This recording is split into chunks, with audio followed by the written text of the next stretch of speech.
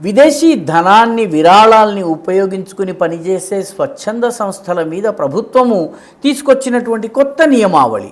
వాళ్ళు ఏ ఏరియాలో పనిచేస్తారో ఆ ఏరియాకి లైసెన్స్ లభిస్తే ఆ ఏరియాలో మాత్రమే పనిచేయాలని చెప్పి వాళ్ళ పనికి భౌగోళిక పరిమితిని విధించటము, అదేవిధంగా వాళ్ళు మత మార్పిడి చేయడానికి వీలుండదు.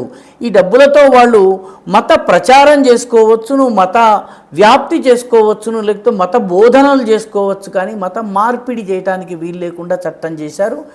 వీటిని కాంగ్రెస్ పార్టీ చాలా తీవ్రంగా వ్యతిరేకిస్తోంది.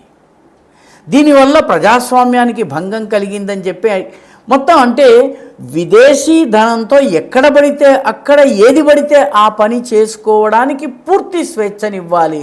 ఒక ప్యారలల్ ఎకానమీతో సమాంతర ప్రభుత్వాలు నడిపి ప్రజాభిప్రాయాన్ని విదేశీ ధనంతో ప్రభావితం చేయటానికి అనుమతించాలని చెప్పి కాంగ్రెస్ పార్టీ సీనియర్ నాయకుడైనటువంటి కేసీ వేణుగోపాల్ చెబుతున్నారు, కోరుతున్నారు. అంటే ఇవన్నీ కూడా నీ ఆంక్షలు ఏవైతే ఉన్నాయో వీటన్నిటిని తీసివేయాలని ఆయన అంటున్నారు. దాని అర్థము వాటికి అన్లిమిటెడ్ పవర్స్ ఇవ్వాలి, అన్లిమిటెడ్ జ్యూరిస్డిక్షన్ ఇవ్వాలి, అన్లిమిటెడ్ పరిధిని ఇవ్వాలి.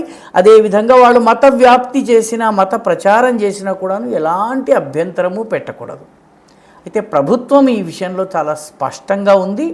మత మార్పిడికి ఉపయోగించకూడదు, చెప్పిన పని కోసం మాత్రమే విదేశీ విరాళాలు, ఏ ఏరియాలో పనిచేస్తామని చెప్తున్నారో ఆ ఏరియా కోసం మాత్రమే విదేశీ ధనం వస్తుందని చెప్పి కేంద్ర ప్రభుత్వం స్పష్టం చేసింది.